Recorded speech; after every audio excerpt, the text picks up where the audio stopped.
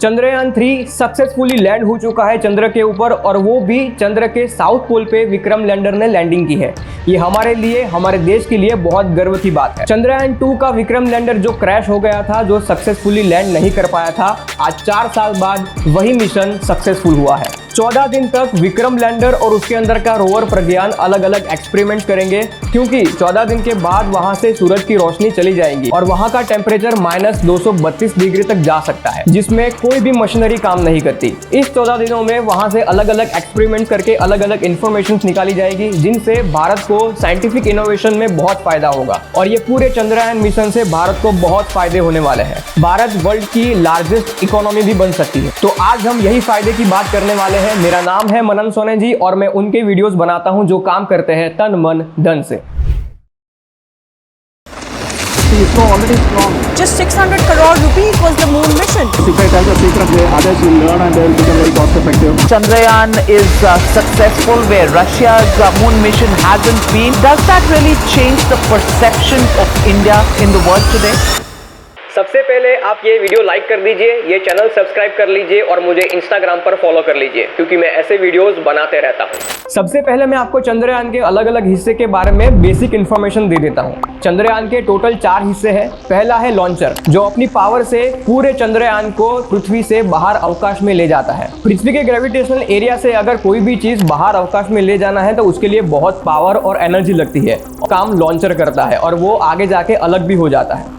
दूसरा है ऑर्बिटर, जो चंद्र से 100 किलोमीटर दूर चंद्र की ऑर्बिट पे घूमता रहता है और वो हाई रिजोल्यूशन में चंद्र की फोटोज क्लिक करता है। तीसरा है लैंडर, जिसको नाम दिया है विक्रम लैंडर, जो चंद्र की सरफेस पर उतरता है और उसके अंदर अलग अलग एक्सपेरिमेंट करने के इंस्ट्रूमेंट भी लगाए गए हैं। चौथा है रोवर, जिसको नाम दिया है रोवर प्रज्ञान। ये बेसिकली एक पहियों वाला रोबोट है जो चंद्र की सरफेस पर घूमेगा और अलग अलग एक्सपेरिमेंट करेगा। चंद्रयान 2 के टाइम का ऑर्बिटर अभी भी चंद्र के ऑर्बिट में घूम रहा है, तो इसलिए इस बार चंद्रयान 3 में सिर्फ विक्रम लैंडर और प्रज्ञान रोवर को ही भेजा गया है। तो आइए अब हम ये जानते हैं कि विक्रम लैंडर और रोवर प्रज्ञान से कौन से एक्सपेरिमेंट्स होंगे, उससे कौन सी इंफॉर्मेशन निकाली जाएगी, जिससे हमें कौन सा फायदा होगा। सबसे पहले हम विक्रम लैंडर की बात करते हैं। विक्रम लैंडर में 3 अलग अलग इंस्ट्रूमेंट रखे गए हैं। पहला है ChaSTE, Chandra surface thermophysical experiment. ये इंस्ट्रूमेंट चंद्र की सरफेस के 10 सेंटीमीटर अंदर तक जाएगा और चंद्र की जमीन का टेम्परेचर मेजर करेगा, ताकि उससे कितनी हीट प्रोड्यूस की जा सकती है वो जान सकते हैं। उससे हमें ये पता चलेगा कि ये टेम्परेचर रेंज में दूसरे कोई भी एक्सपेरिमेंट पॉसिबल है या नहीं,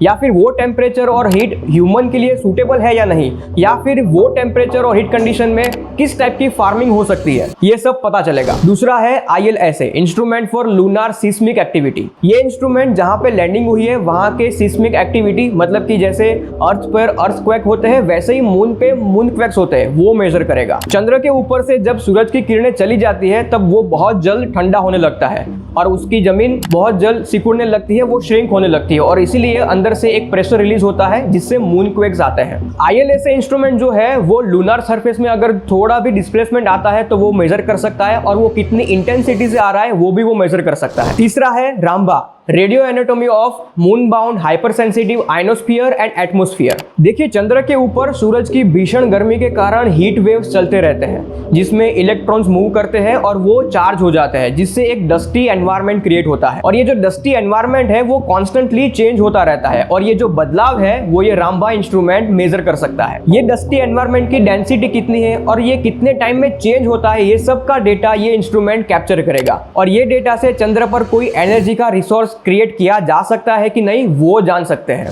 अगर हम प्रज्ञान रोवर की बात करें तो उसके अंदर 2 इंस्ट्रूमेंट रखे गए हैं। पहला है लेसर इंड्यूस्ड ब्रेकडाउन स्पेक्ट्रोस्कोप और दूसरा है अल्फा पार्टिकल एक्सरे स्पेक्ट्रोमीटर। ये रोवर बेसिकली चंद्र की सरफेस पर घूमेगा और ये अलग अलग जगह पर जाकर चंद्र की सरफेस का एक छोटा सा पार्टिकल लेसर की मदद से पिघलाएगा और उससे जो गैसेस निकलेंगे उसका वो रीडिंग लेगा और चंद्र की सरफेस कौन से केमिकल कंपोजिशन से बनी है और कौन सा केमिकल कितनी मात्रा में है वो जान पाएंगे। दूसरा ये चेक किया जाएगा कि ये चंद्र के सरफेस एलिमेंट्स में कौन से मिनरल्स अवेलेबल है और कौन से मेटल्स अवेलेबल है, जिससे हमें ये जानने को मिलेगा कि ये चंद्र की सरफेस फार्मिंग के लिए सूटेबल है कि नहीं, और अगर ये फार्मिंग के लिए सूटेबल है तो वो कौन से टाइप की फार्मिंग वहां पे हो सकती है। चंद्र की मिट्टी और पत्थर के अंदर का स्ट्रक्चर कैसा है, चंद्र की सरफेस पे अगर इस तरह के मेटल एलिमेंट्स मिल रहे हैं तो चंद्र की थोड़े अंदर कौन से अलग अलग एलिमेंट मिल सकते हैं, ये सारी स्टडी हो सकती है जो इनोवेशन के लिए बहुत लाभदायी है और यही यही हमारा फायदा है। अगर कोई अनोखा मेटल कंपोजिशन या केमिकल कंपोजिशन मिलता है तो उससे हम रोज बरोज के प्रोडक्ट में बहुत बड़ा बदलाव ला सकते हैं,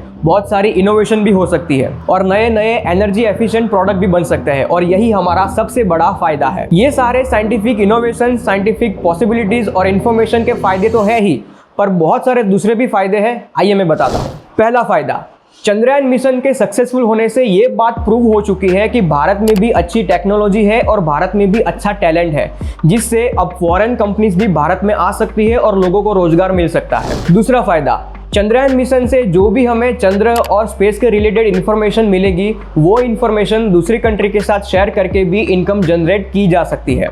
तीसरा फायदा, दूसरे ऐसे कई सारे छोटे देश जिनके पास अपनी खुद की स्पेसक्राफ्ट लॉन्च करने की सिस्टम नहीं है, तो इसरो उनको अपनी स्पेस लॉन्चिंग सिस्टम दे सकता है और दूसरी भी टेक्नोलॉजी यूज करने के लिए दे सकता है और बदले में हमें मॉनेटरी बेनिफिट हो सकते हैं। मतलब कि सिर्फ एक चंद्रयान मिशन सक्सेसफुल होने से भारत के लिए डेवलप होने के बहुत सारे रास्ते खुल सकते हैं। अगर आपको भी लगता है कि चंद्रयान मिशन सक्सेसफुल होने से भारत को दूसरे भी कई अलग तरह के फायदे हो सकते हैं, तो आप मुझे कमेंट करके बता सकते हो।